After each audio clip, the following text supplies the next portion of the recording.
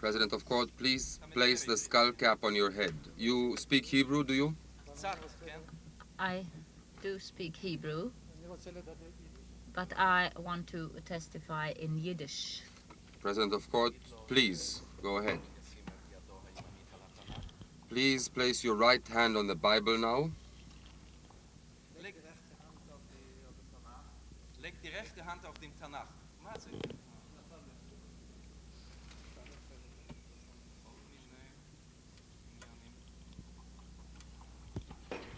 Yosef.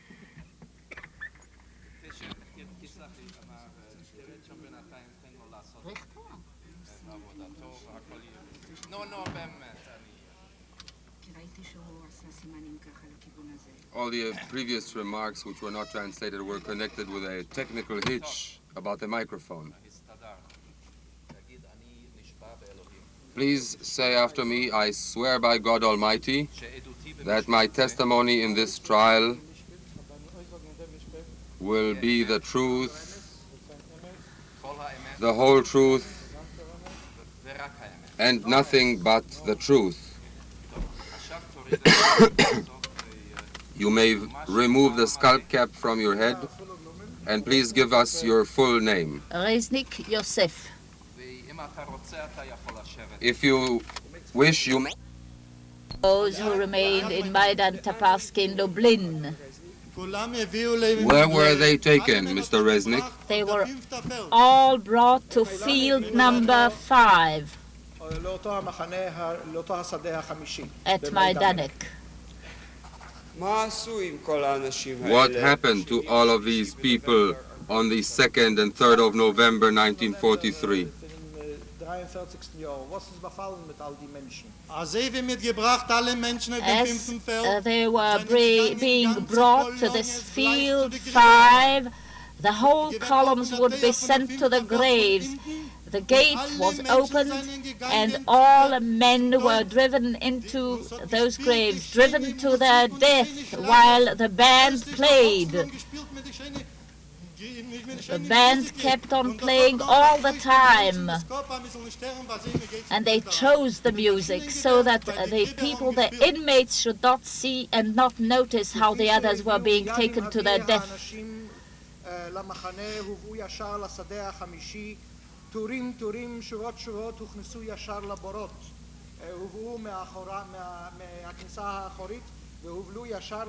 They were brought from the back gate.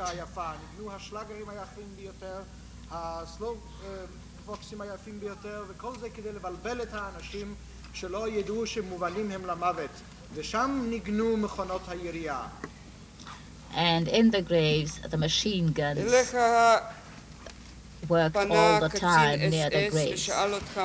And then an SS officer approached you and asked you what your occupation was. Is that right?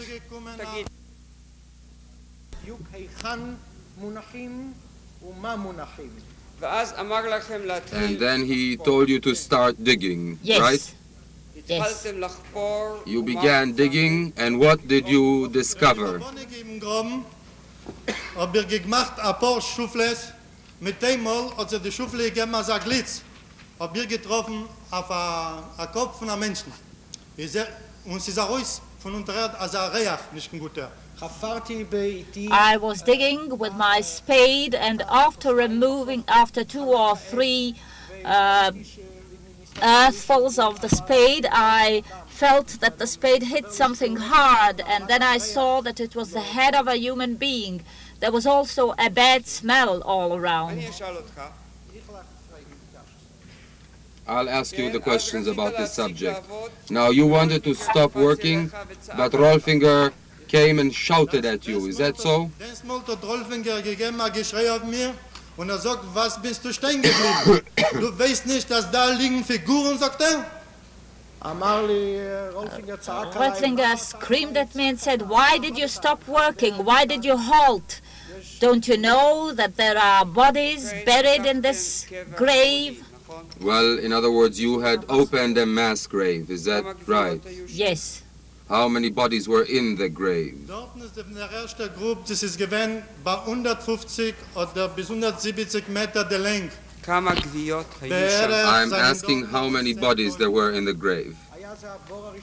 This was the first grave, 150 or 170 meters long, and there was some 10,000 corpses in that grave. Now you exhumed the bodies and you were told to burn them, isn't that right? Yes.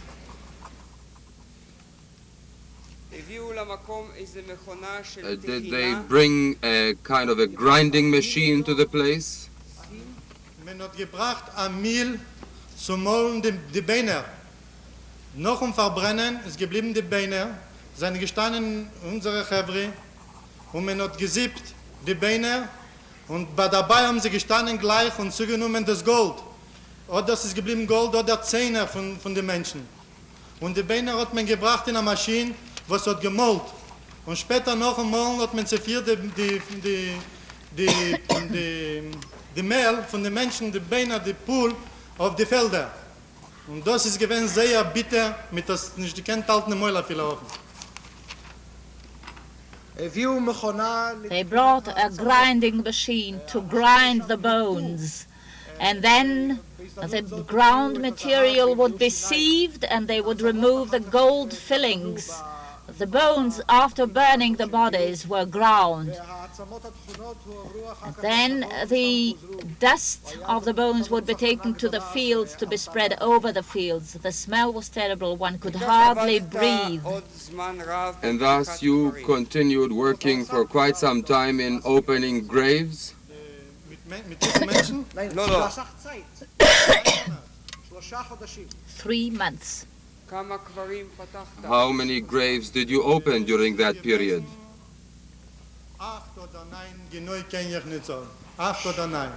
There was some 8 or 9 graves. I do not remember exactly.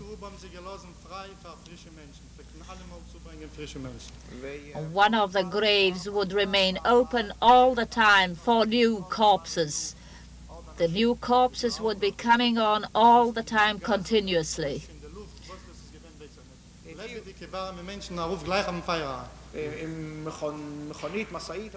A truck would bring them hot, warm bodies which would be thrown into the graves. They were naked, like Adam and Eve. Now, the bodies which you opened, the graves which you opened, could you identify whether these were graves of Jews?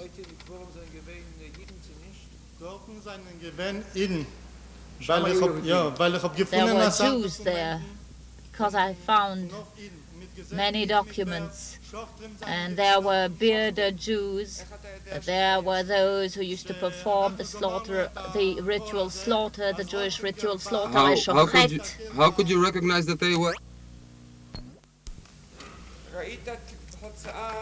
Did you see the execution of men at Maidanek? Yes, by hanging. How many times? It was almost daily. Daily it was. You said daily. Yes. This appel, the roll call, that was usually at 6 a.m. when they had the punishments.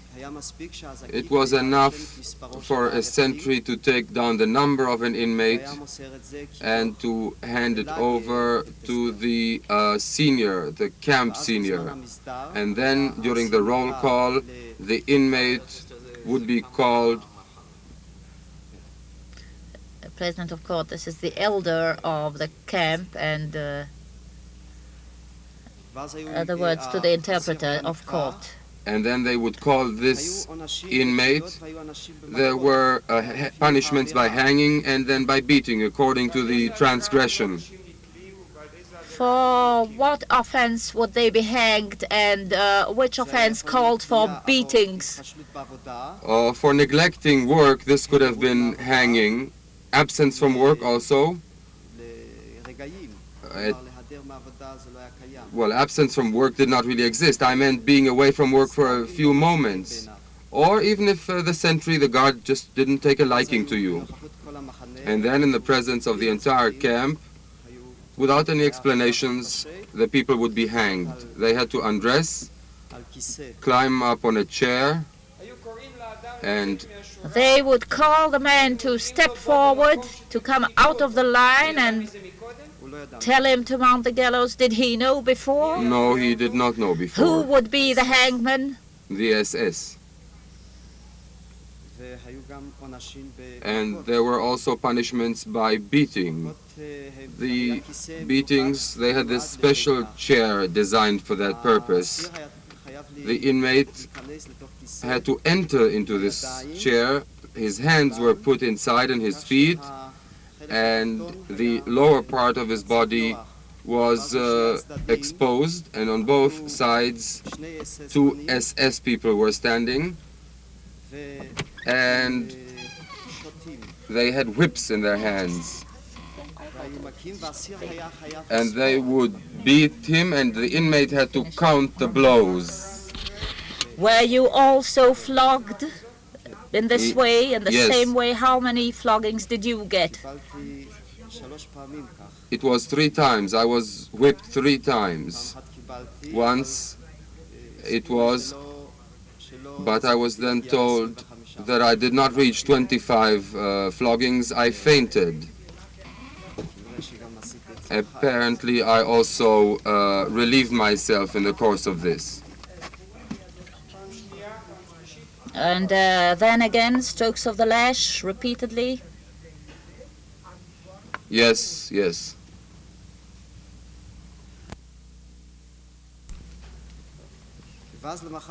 And then on the next morning, a delegation appeared.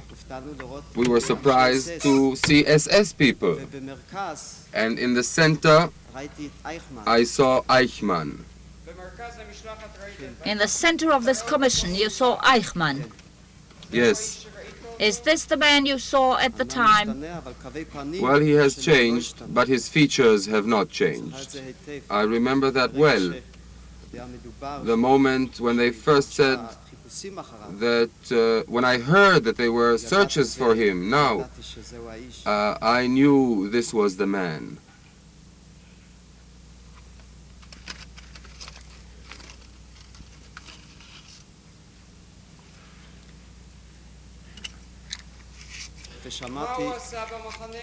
What did he do in the camp?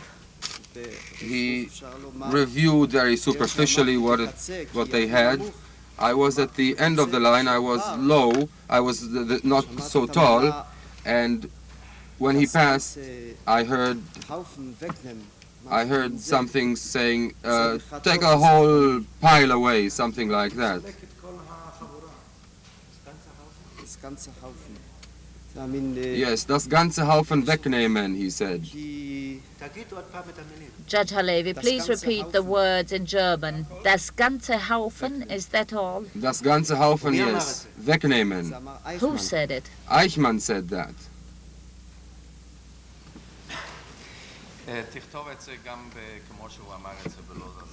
An instruction by President of Court to the shorthand typist to note the words in their original language. Well, none of us were ever called people, Leute. This did not exist. This was the same with all SS people. Haufen, the pile. Every German used that expression, this word. Judge Halevi, what does it signify, Haufen? A garbage pile, a pile of manure, something like that. And this referred to the prisoners, didn't it? Yes, of course.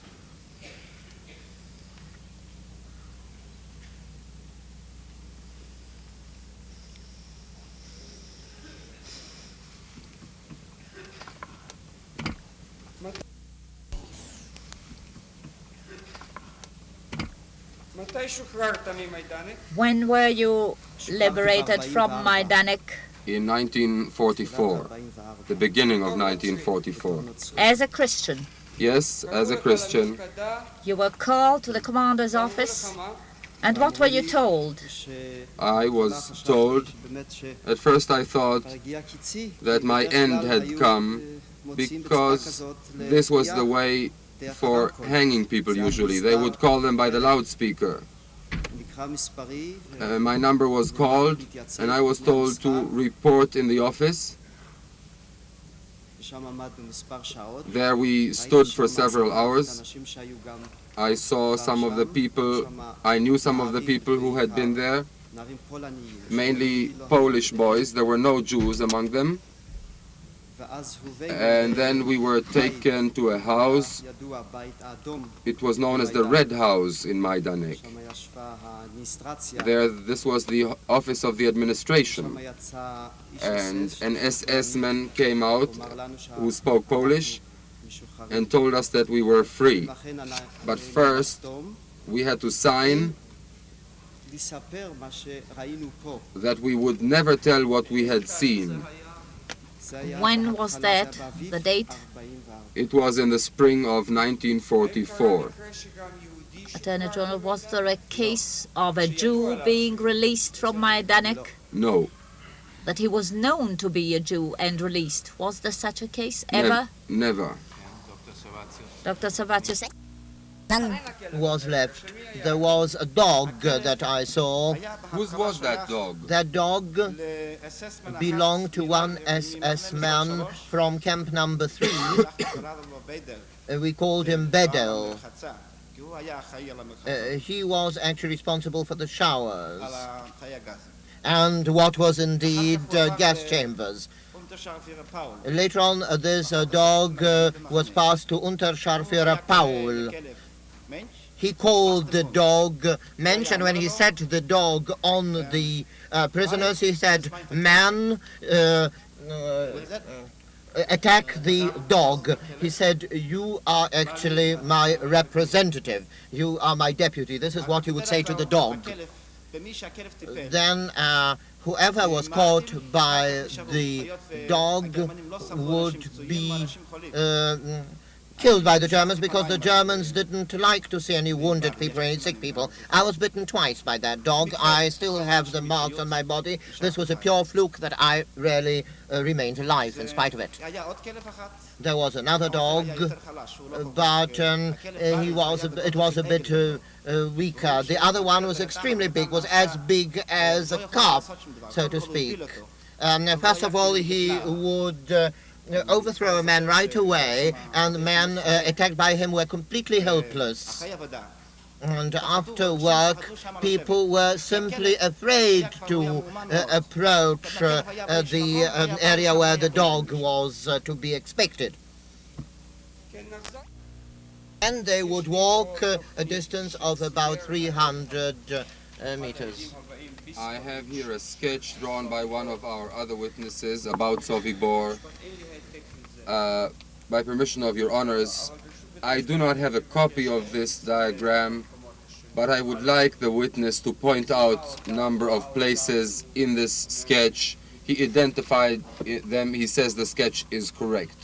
I would like to show it to the witness now.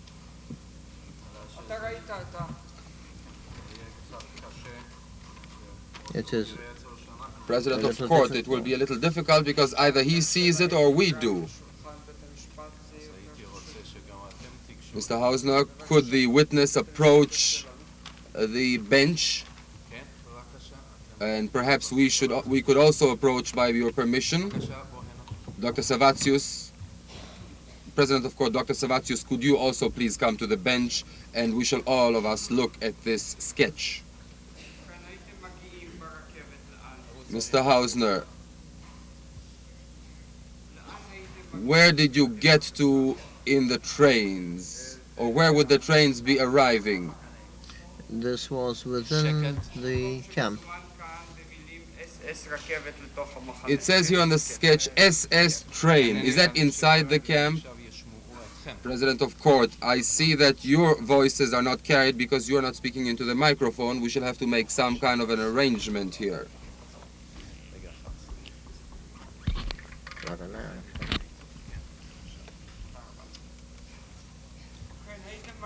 Mr. Hausner, now you would arrive at this place marked on the map SS train. This is where you got into the camp. It was more or less like this.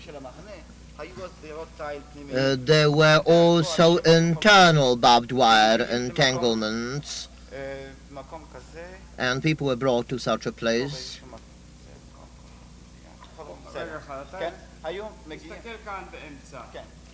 Would you look in the middle of the map here, Mr. Freiberg? Can you know? Oh, yes. Can you identify this? They would bring people to a certain place at first, and that was actually the first stop of the people. Here they would be selected, namely men were sifted from women and children. Then they would continue to go that way, which is indicated here.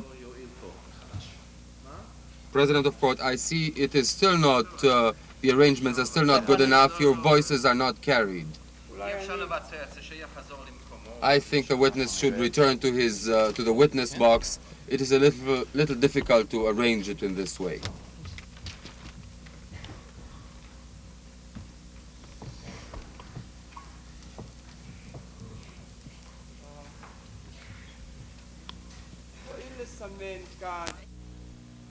Those belonging soaked with blood. What was your occupation in Sobibor? What were you engaged in? I was doing all sorts of odd jobs. Most of my work consisted in the so-called selection stores. That means say we were selecting the belongings of people, but I did all sorts of work in the camp. I was, for instance, cleaning the residential quarters of the Ukrainians, and for a certain period of time I was also shearing women's hair before they entered the gas chambers.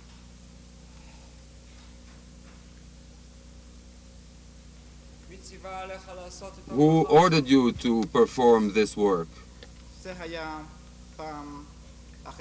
I was ordered then after the interval occurred in the transports. Then carriages arrived with all sorts of building material.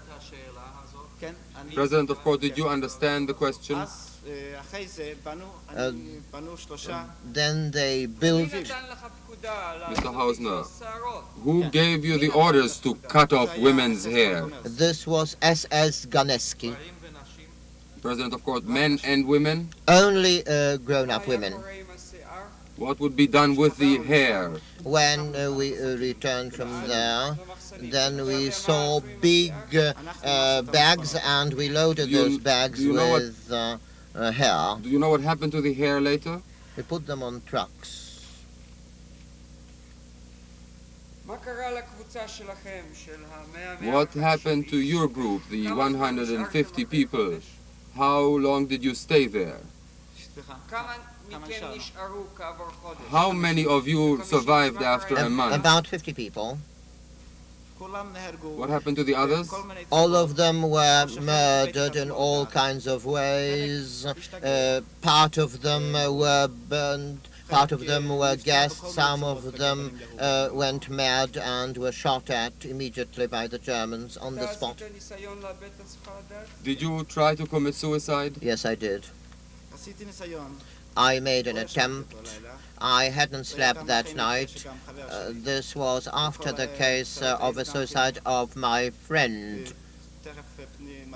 And we saw that a friend of mine had committed suicide. Each of my friends either committed suicide or was killed one way or another. And we thought, why should we just wait for death which was attended upon us? Why should we still go through the ordeal of suffering? Why should we make the Germans happy? Everyone said that, but the implementation of the plan was not very easy. That night I decided to commit suicide. I took a belt and I tried. I must admit that I was shilly-shelling, that I still had some hope flickering in my mind. I thought perhaps I would be saved one way or another. I had my doubts, and then I abandoned the idea. Later on, I was Jerusalem, Alleluia, Amen. Mr. Hausner, was there another song which you had to recite about all the Jews being cheats and so on? There is another song. Could you just quote that one verse about the Jews being cheats and crooks? בסוף נגמר, von Israel abstamm ich, die Ehrlichkeit verdamm ich, zwei sind weiß, dann esse ich nicht von Schwein, ich bin ein Jude, weil ein Jude sein.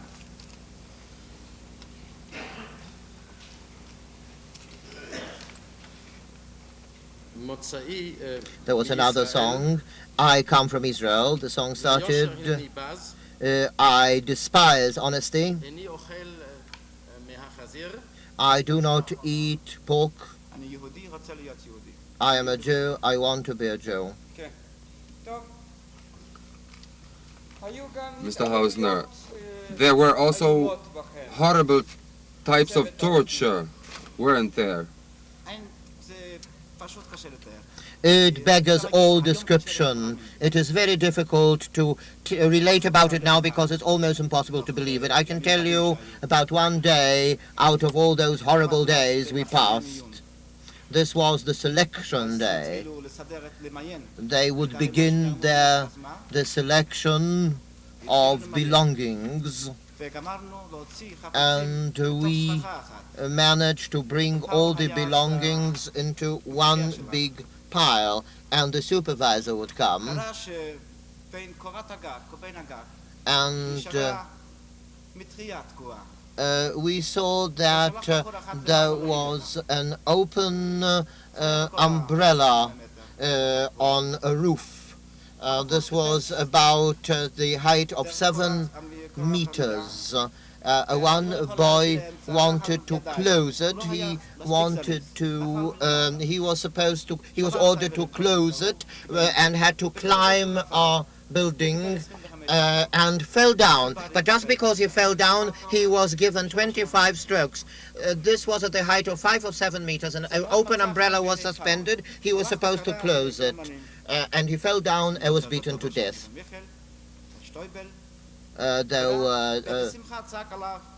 And they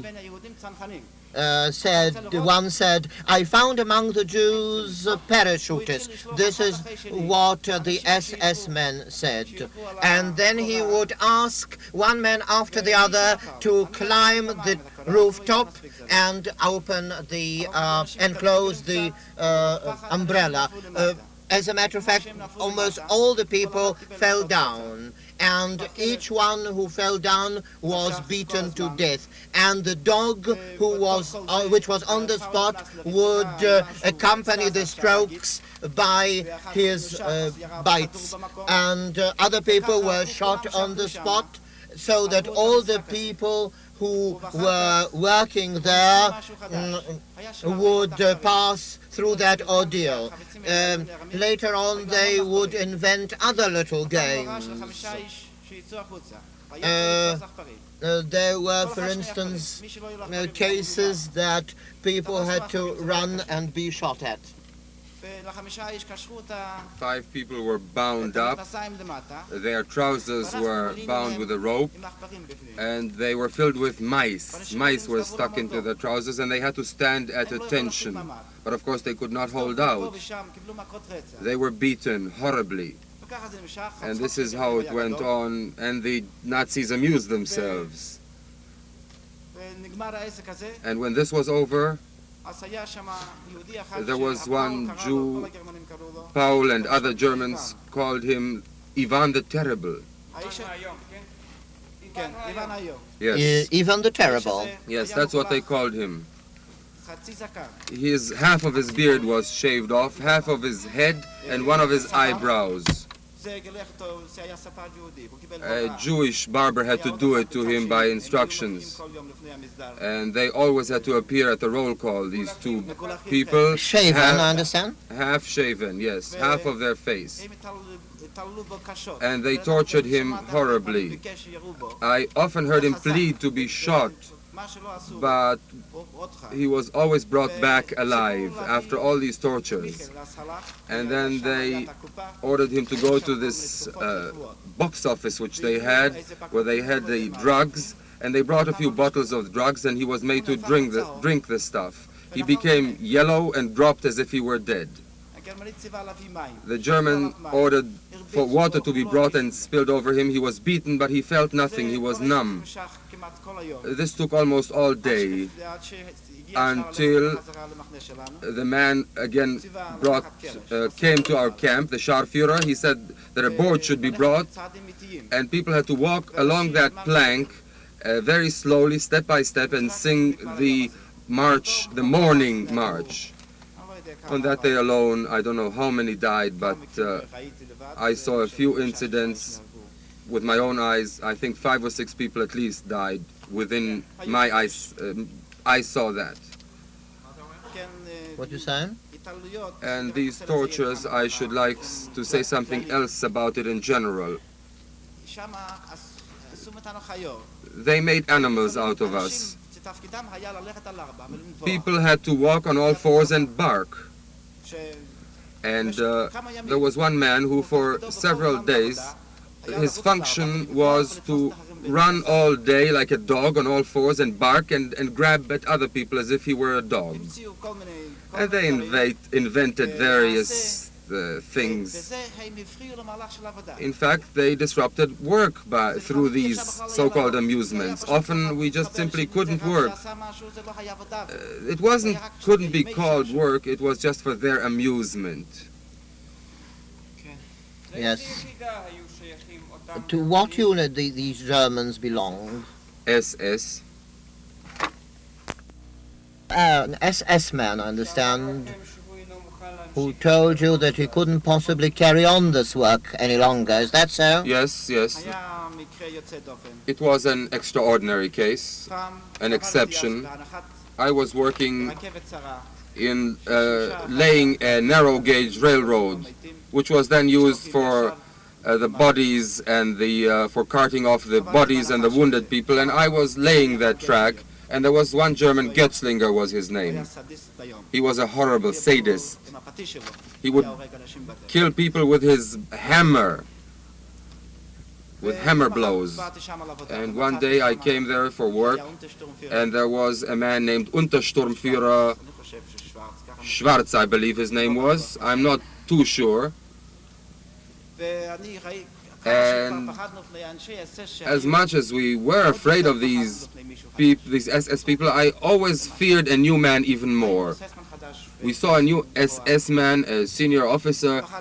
I was awfully afraid. High-ranking officer in what rank?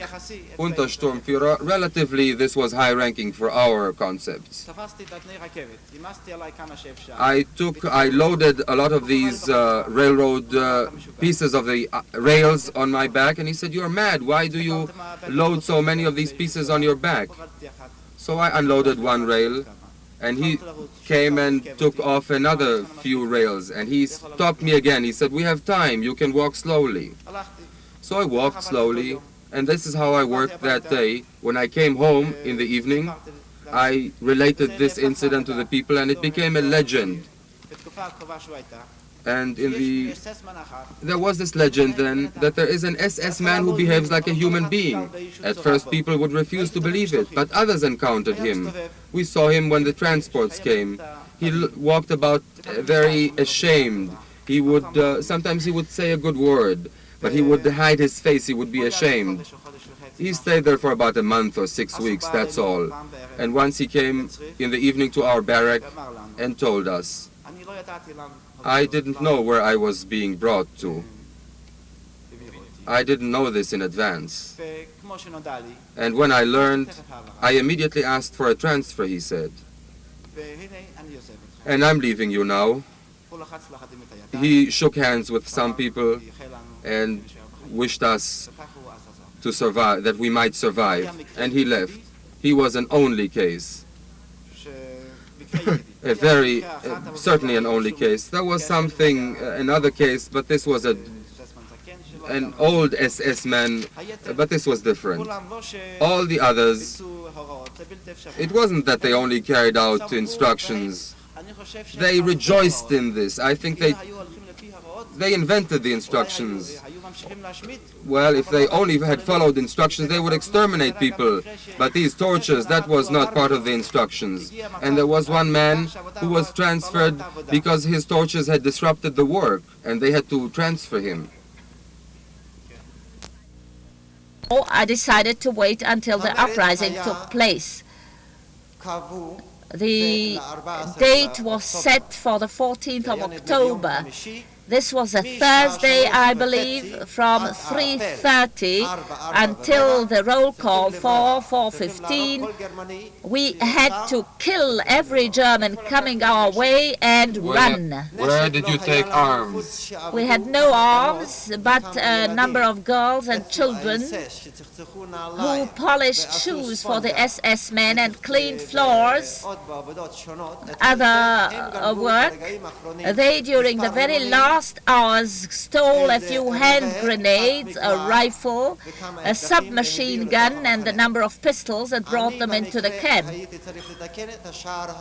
I had to do some work on gate number 1, on the main gate of camp number 1. I was busy with a friend named David, and 20 men were standing under the tool shed.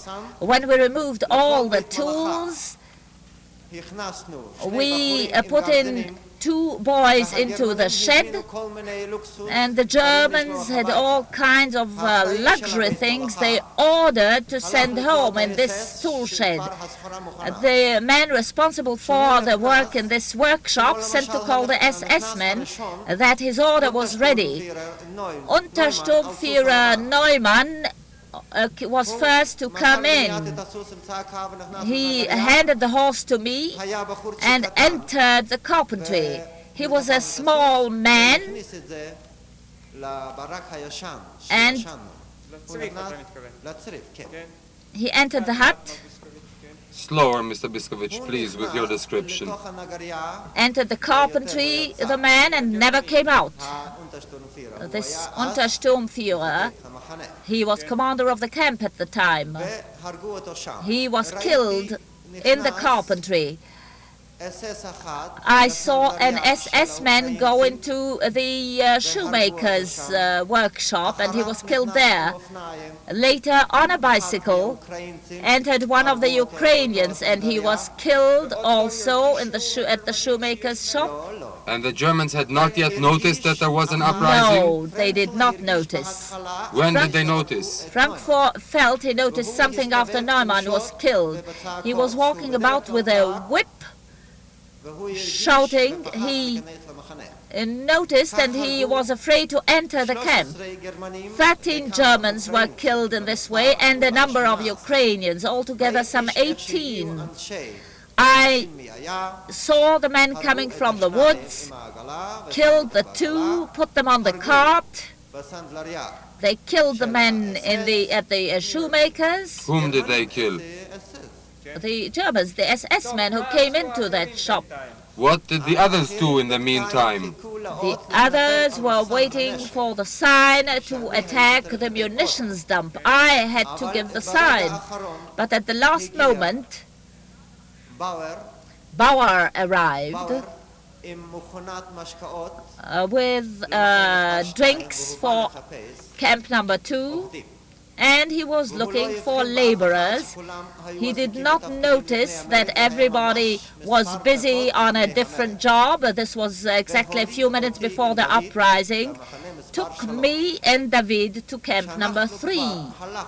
After we left to camp number 2, it was the witness mistake, by the casino. was kept. He took us to camp number 2, and there were already 100 men on the walk, and in a few minutes' time the uprising should have broken out. We arrived there and helped to unload the first case of drinks to the building. We saw Hermann Michael, the cashier, counting the money. He did not notice anything. I had a knife. I stabbed him, and David stabbed the other. We locked him into the cash room and ran out to drag the other case of drinks. We heard hurrah, the uprising began. Hurrah was the password? This was the slogan for the uprising. And there were shots already in the air. And this man, Bauer, David, ran towards field number 1. Bauer drew his gun and shot after him, running after him. And that is how the uprising started. We all ran. We entered the munitions dump and held the post as long as we could. Then we ran. How did you break through the fence?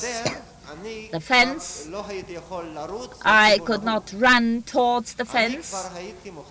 I had to run towards camp number 3. Why could you not run in that direction? I was certain that I would be killed. There was too much shooting going on for me to escape. How did you get out of the Sobibor area? I remained near the lazaret, that is, within the lazaret until after midnight. And after jumping the fence 2 meters high, through the courtyard where the people would undress before going into the gas chambers, I ran near to very high storerooms which I helped building for the parcels taken from the victims. I was shot at by the guard on the tower from camp number 3, but it was dark and he did not hit me. I succeeded in reaching the lazaret, a small wood, near the Nord camp.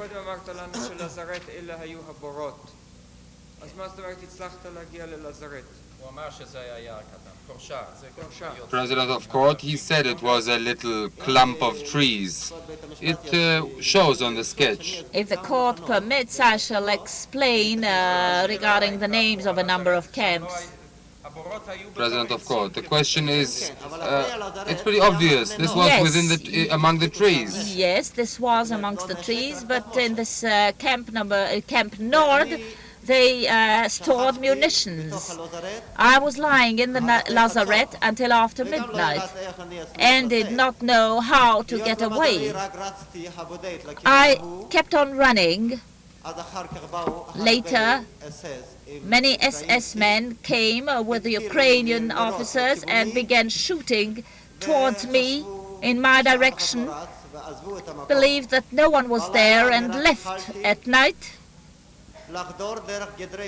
I started through barbed wire fences and opened them up with my bare hands until I noticed that the gate near the tower in the Nord camp was wide open. The guard was not there. How did you call that camp, President of Court? Nord camp. They had munitions and explosives in that camp. There were bunkers where they kept munitions and explosives. Mr. Hausner, and finally you managed to cross the barbed wire. Yes. And you wandered about in the forests, and you met someone else who had fled from Sobibor. Yes.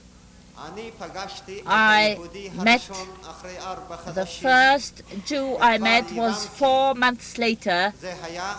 Then I understood this was Nehemiah, who succeeded in breaking into the munitions dump and take a submachine gun.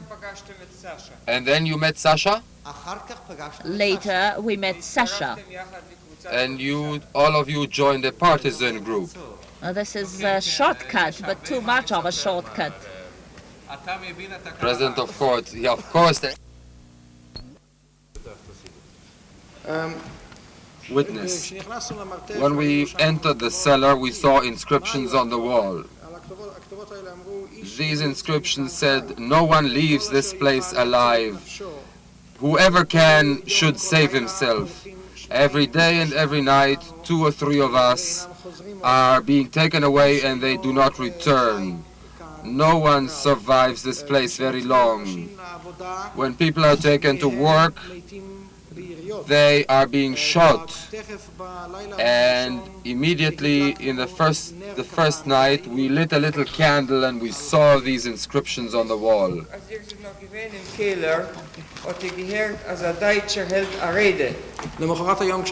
On the next morning, whilst you were in the cellar, you heard a German speaking over a loudspeaker.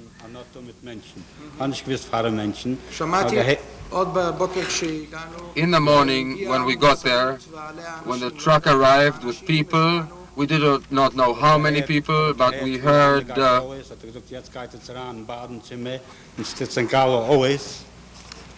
in de Noordvoet, het zijn kop was en alle voeten, het kriegt het andere ongetest en het gaat alle te arbeid. And I heard somebody went outside and said, "Now you are going to the bathhouse, you will get new clothes, and then you will go out to work." And the people applauded, they clapped. Yes, people applauded, some did, they were happy, now they would be working. In de mensen opgegaan van Noord aangegaan in Caritas een huis, er gewesen speziell aufgeschrieben zum Badenzimmer. Allen eraan gegaan en zijn zich ausgeteen. De Noor hat man einsam gesessen in Kehle. Man hat nicht gewusst, deze 16 Monate gesessen. Zij hat man nicht gewusst, was dit zegt. Nou, man hat gehört reden von Kehle, hat man gehört, was man redet. Und alle hat man geöffnet noch die Tee, hat man sich alle raus zum Badenzimmer. Allen rausgegangen. Ich stand aufgestellt von Caritas, geht raus, von Jensat an Otto.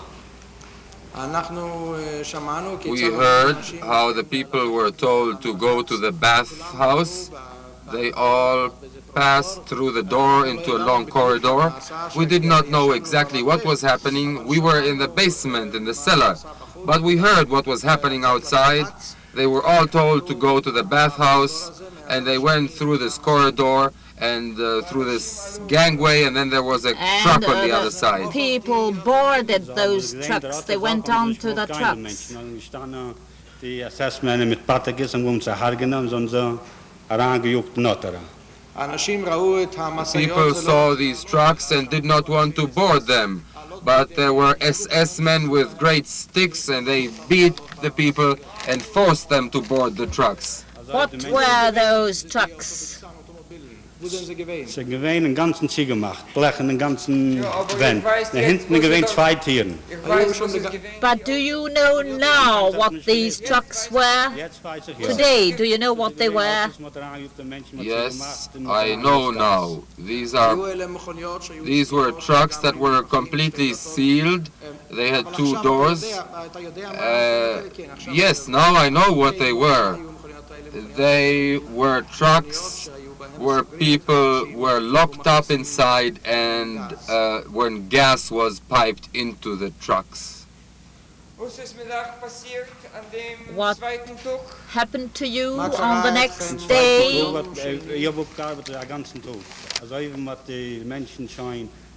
Not on the Menschen sich ran, wenn man zu vergaß. Wo sie moeten gewoon stille, de machine zu gehen, die Maschine ist weggefahren. So hat man gearbeitet den ganzen Tag. Aber was hat ihr getan? What did you do? Dort ist weggefahren, hat Münzer rausgenommen von dem Mann von Kehle. Man hat genommen alle Sachen mit der Schier, schnell raus in dem Zimmer, und dann angezogen im 3., 4. Zimmer, dort alles auf der Kippe aufgeworfen, ist gelegen, viele Sachen ungeleikt. On the next day, we kept working, and more people were put into the place. We heard the screams from the trucks, and the engine began working, and the gas flowed in.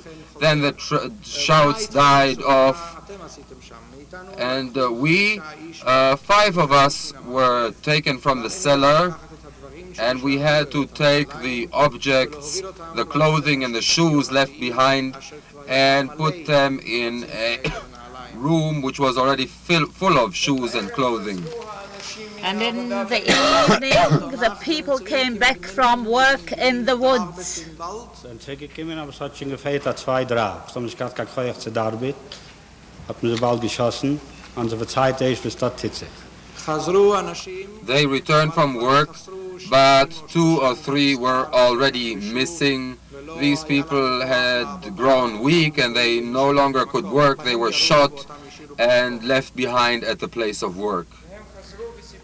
And they came back and related what happened in the woods. The witness said so. This is a correction by the Attorney General to the court interpreter. And on the following day, you yourself went to work in the wood and saw what was taking place with your own eyes. Aber ich nicht wollte überbleiben. Aber ich schon gewiss, wie zu stellen, weil man genommen merkt, der erste Finne wird mir begelassen. Aber mich gestellt in der Mitte an, soll mit raus von zur Arbeit, in Waldera. On the next day, I did not want to stay. I did not want to be there.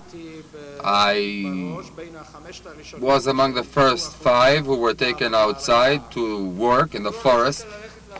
Why did you want to go to work in the woods? Dort sitzen den ganzen Tag in Kehle.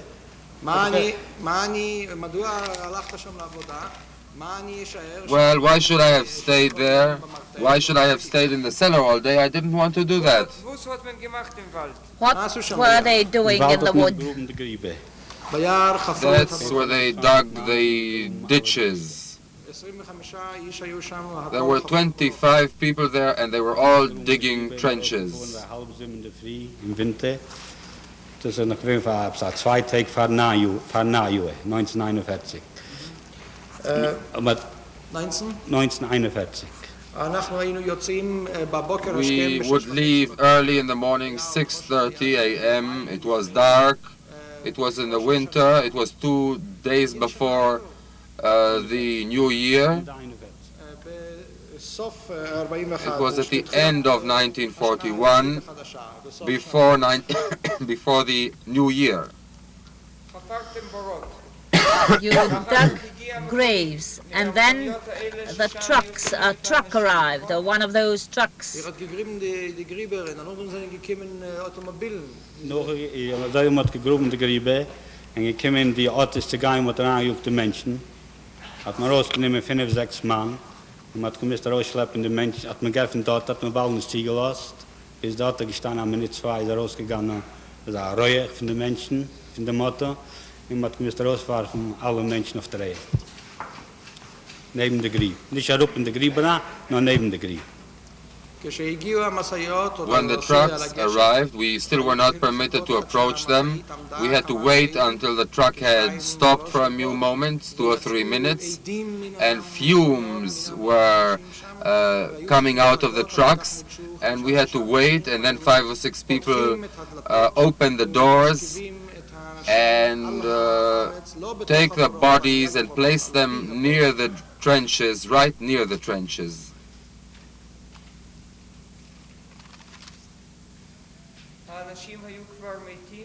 Were the people dead? Gewesen ganzen Tag. Einer, was hat noch gewesen, was ich gut gekannt, von den Stuttmann, gewesen auch ein Kräftiger, hat noch ein bisschen gelebt, bis einer zu gegangen hat und geschossen bald, nach der Cholera. Der eine, was gewesen war, die ganze Zeit, von dort hat noch gelebt. They were all completely dead. No one was alive anymore. These people who were taken from the trucks. But I remember once, in all that period, there was one man, a man of my town, a healthy and strong man, who still showed signs of life, and then someone approached him and shot him dead. But this was the only time. The man's name was Yakubowicz. And then the Ukrainians would come up and pull out gold fillings and remove rings from the corpses. Noch ein Mensch gestanden, und man musste jeden einen mal wegnehmen in der Saat. Haben sie rausgerissen mit gestanden, einer ein Ukrainer gewesen, einer ein Deutsch. Hat gerettet, einen schwachen Deutsch, man konnte nicht verstehen. Mit der Zwang in der Hand und rausgerissen, die goldene Zehen. Und wer sich an den Finger, sonst kann er abnehmen, und so abgeschnitten den ganzen Finger. And then they would place them one by one. And Ukrainians were standing there always in pairs, a Ukrainian and a German. The Ukrainian did not speak very good German. They had pliers in their hands. They pulled the gold teeth and would take off the golden rings. If the ring did not get off easily, they would cut off the entire finger. And then two trucks approached. Yes, one after another, one after another. And you would bury the corpses. De mensen nou zo zijn gelegen, nog had men ze gemist erop varen van de grieber aan. En dat er staan speciale mensen, die ze gemist ausleigen, klaar. Einen neben anderen, sonst sagen, du a Kopf, du a Fies. Later they placed them there and we had to bury them. There were people whose work it was to place the bodies so that they would form only one layer, and they would place a head on one side, the feet on the other side, all in one layer. And the third truck, there was a person you knew. Nou, in de Gassengaarbet apotheek dat. Ik kwam in van wie ik gewoond. Had me genomen de ganze stoet. This was after I had been working there for some time, when all the people of my town came. And who was amongst them? My wife and my two children. And you saw them whilst they were being removed from the truck.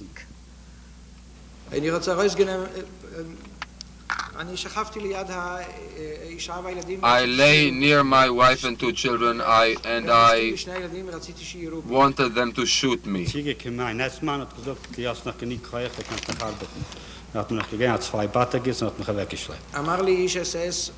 And one SS man told me, you still have enough strength, you can work, and he pushed me away. And on the same evening you tried to hang yourself.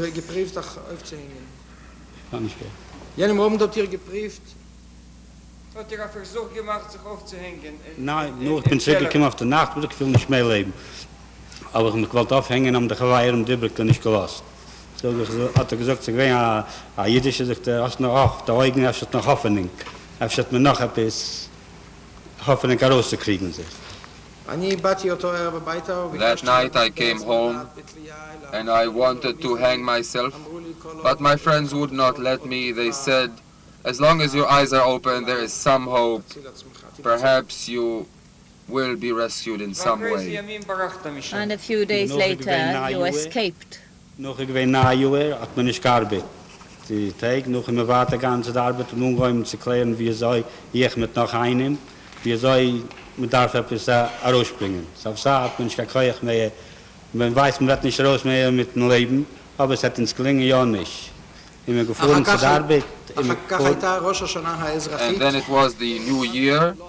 And we did not work. We started thinking, some of our friends and myself, how we could escape. We still had some strength. We thought we would try, either it would be successful or not, but we'd have to make the effort. Nächsten Tag bald noch die Jantiv zu der Arbeit, noch die Najahr. Immer heimgekommen auf der Nacht, immer heimgefahren mit einem Autobus, und gegangen alle Lastauto. Immer gesessen 15 Arbeiters